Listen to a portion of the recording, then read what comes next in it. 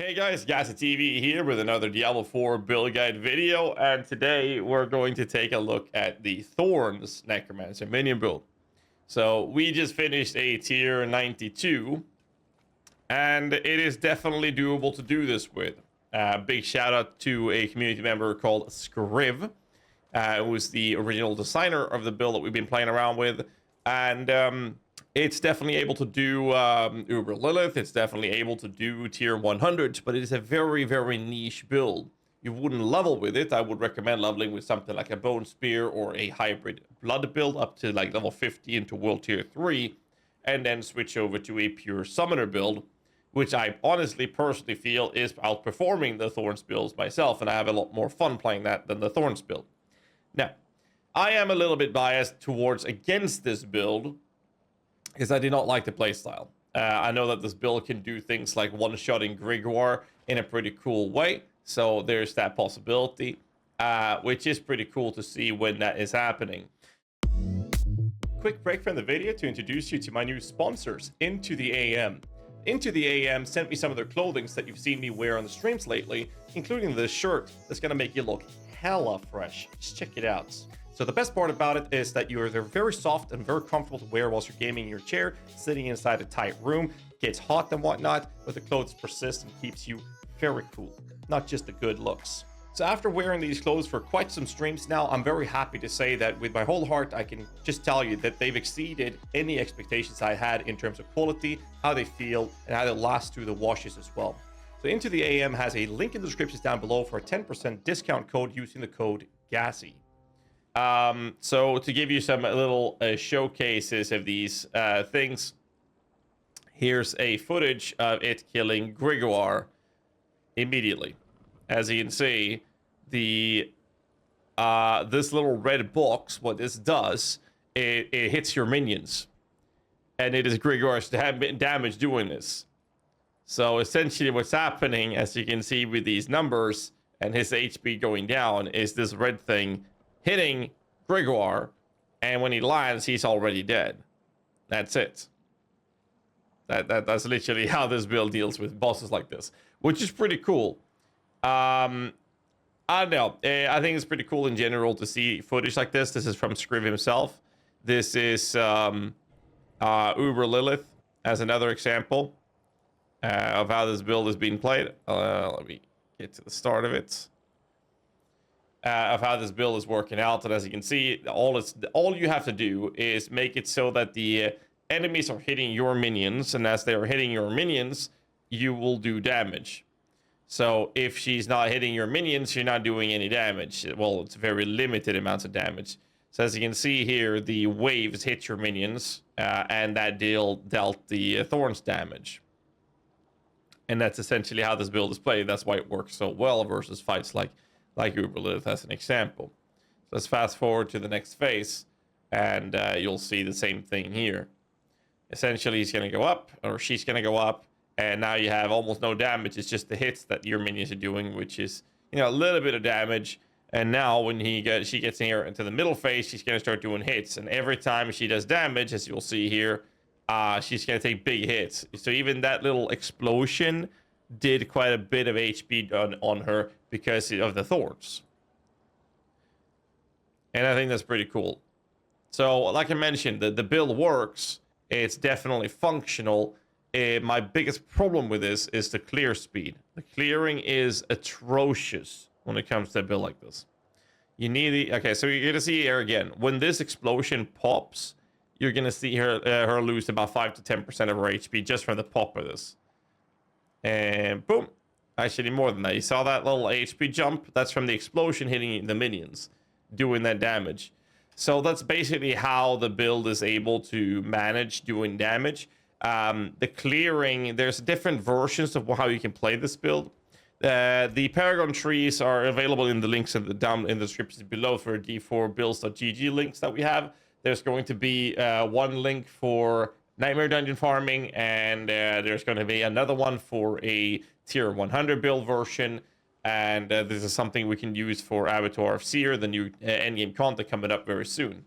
However, there are a couple of different variations of playing this. You can play with a two-handed weapon, you can play with a one-hander. I actually prefer to run with a wand having blighted and then having a shield with the embalmer. Now, the reason we use embalmer is actually to generate blood orbs that will heal your minions. And the reason we do this is for the harder tier content, just to help the minions stay alive. It's not actually used for offensive scaling whatsoever.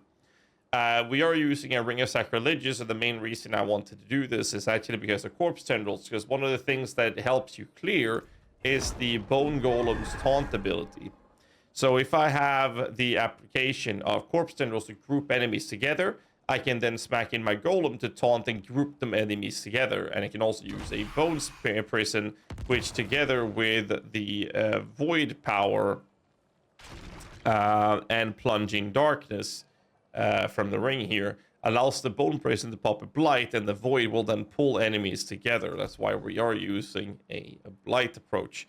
So this is a different ways of making the build gather enemies together, which I personally preferred compared to the different variations that you can play with this.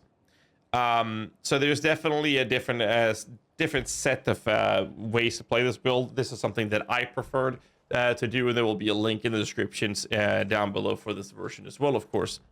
So to give you a little quick rundown of how this works, we're using the Void, we're using a Razor Plate. I would not recommend playing this build without the Razor Plate. And before then, play a regular minion build and try this out. If you don't like it, go back to the minion build. We are using Bloodgetter right now. I think the Bloodgetter is fine. It's not mandatory because the amount of minions you have doesn't really matter too much. We're running Disobedience and Explosive Mist. This is for the explosions from our Blood Mist to generate more damage approaches with damage over time through Corpse Explosion for the Blighted, which we have on our weapon. In a one-handed weapon. In a two-handed, you would actually put the Blighted on your amulet. Embalmer, like I mentioned earlier, the amulet is running reanimation. If you use a two-handed weapon, put the Blighted on your amulet and reanimation on your weapon, because the attack speed or the damage of your minions is kind of crucial. And then Sacrilegious, which drops from Varshan, a quite common drop, allows you to have some lucky hits, a HP, but most importantly, you get to consistently have the corpses upon which you want to have as low rolls as possible on your cooldown of the abilities, especially the Corpse Tendrils. Now, I have a pretty bad one, but it definitely helped a lot when it comes to clearing. Plunging Darkness on the other ring, and that's about it. So when it comes to stats of your gear pieces, you kind of want to make sure that you have any gear pieces that can roll the modifier that minions inherit a % of your thorns is crucial. You have that on rings, you have it on the gloves, and then any piece that can roll thorns, like pants, for example, have thorns. Your shield can have inherit and plus thorns. Those are extremely important to keep in mind that you want to have. Boots is basically intelligence, movement speed, and the rest should be resistances if needed.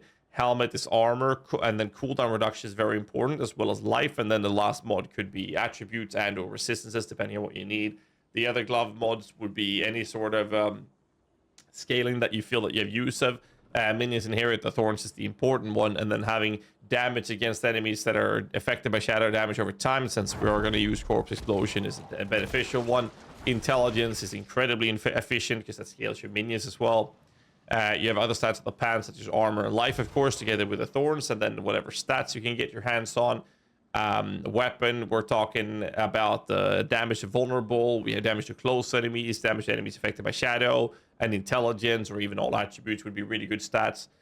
Same thing with the shield. We're talking about minions inherit, minions, the thorns, lucky hit, damage reduction modifiers, or cooldown reduction, all those things that you can roll on offense or shields is very beneficial. Amulet-wise, the most important stat is ranks to Hellbent Commander, because it's 10% multiplicative damage per node. It's extremely important. Damage reduction is really good as well here. Movement speed for clear speed is really nice. Minion attack speed is fine. Stats such as intelligence, percent intelligence, all those will scale your damage quite significantly as well. Ring-wise, we're going for minions inherit. We want to have life preferably, and then you have things like vulnerable damage, damage to close, damage to enemies affected by shadow, and those things will help quite a lot. I'm going to do a quick rundown of the skill tree that I have right now. Obviously, there's going to be a couple of different versions of D4 builds links in the descriptions below. You only need 2 points in the basic, so Reap into Enhanced Reap. Blight for the Supernatural Blight, and 3 points Hued Flesh. I put 3 points in Blood Mist into Ghastly, maxed out the Warrior Mastery, obviously spiked armor, and then I put 1 point in Corpse Explosion all the way into the Blighted version. And outside of that, we picked up 1 point in Bone Prison all the way into Ghastly Bone Prison. 1 point to Crepify for a Warrant. This is for the cooldown reductions, maxed out Amplify, Death's Embrace, as well as Skeletal Mastery. Then I did put 5 points, 5 points into Corpse Tendrils. This is for the cooldown to be as short as possible, so I can keep using Corpse Tendrils. This is combined with the Vulnerable, so I made enemies vulnerable. I grouped them up together, and then once the enemies are stacked, they would attack. If I had several minions around the enemy, they would basically be attacking them. So a quick way to describe how this system would work is if I use the super professional tool of Paint. Essentially, if you have an enemy like this, and he is stun locked, or rather a group of enemies being stunned here with Corpse Tendrils, and you have your Golem here, and then you have a bunch of your skeletons around here. What would then happen is when these guys are getting out of their stun and they start attacking, any sort of cleaving they would do means that they would hit several of these minions, and the more minions they hit, the more damage they would take. I would rather have this happen consistently, and that felt a lot better with the clearing, than to have one enemy or, 2 enemies stacked up like this, and then my minions would spread out like this, for example. When they did do their attacks on my minions, they would take less damage. So creating this scenario rather than this is preferable, which is why I like to have the Golem taunting. I have both access to Bone Prison with the Blight, with the Plunging Void approach, Plunging Darkness and Void, together with Corpse Tendrils. You want to create this scenario from happening consistently when you're clearing for the best clear speed. Again, my personal problem with this build is that it's very slow in clearing, which is why I don't like playing it at all. But I know some people will. That's why we're making this video. I think it's a pretty cool build. It deals with endgame bosses quite effectively. It's a very niche and acquired taste when it comes to the playstyle. I don't like it. It's shit. Maxing out Golem Mastery, 1 point Inspiring Leader, max out Hellbent, max out Death Defense, max out Bonded, and pick up the Shadow Blight key passive. The other versions will be going Shielding Storm and running Bonus Storm. If you want to run that, again, descriptions below will cover you with those things. Quick rundown of the Paragon board. We are currently using a control glyph in the first board, getting pretty much anything in there. We have a Cult Leader as a second board, in which we use Dead Racer for the defensive scaling of your minions, and basically want to make sure we get the Cult Leader. We also run a Bone Graft board here on the top side with the Warrior Glyph. However, this is the last glyph you'll take, or the last board. So we are going to start with the left-hand side, which is going into Hulking Monstrosity, in which we use a Mage Glyph for more defensive stats and also damage from your Skeleton Mages. And in here, we're almost taking all of the nodes except for the Borrowed Strength. And then on the left-hand side, we're actually picking up the Scent of Death board, in which we put the Golem Glyph before we go for the Bone Graft board for the Warrior. Again, all the links in the descriptions below. So that's kind of the way this build is played. I think that the leveling should be done with like a hybrid blood build or a Bone Spear build, and once you hit World Tier 3, you get some sacred item. I would strongly recommend switching over to a pure minion build. If you type, go into the descriptions below, there's a link to the Necromancer Icy Veins builds, which I'm responsible for, in which you can check out the pure summoner build. And once you get a Razor Plate, then you can do the decision, or make the decision, whether or not you want to try out the Thorns builds, which will obviously have a little bit different gear priority compared to the pure minion build. But that's I don't want to prolong this video too much. I think this build is complete utter shit. I don't like playing it. I think it's boring. I think it's dull. But I know some people love to play this kind of build. I mean, even people from the Diablo 4 team like Rod Ferguson loves to play the Thorns Necromancer. And I can absolutely see why. I've tried it. I've almost level 100, and we just finished a tier 92 dungeon. It wasn't that hard, despite having kind of bad modifiers on my gear.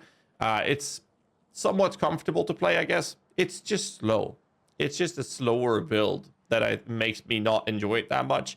But it deals with bosses in a cool way. It's a niche build to play, and that's about it. You make up your own mind of whether or not you like to play this or not. I did not. Let me know in the comments below. Hit the like button for more content. I'll catch you guys in the next one. Until then, stay safe. Keep rocking.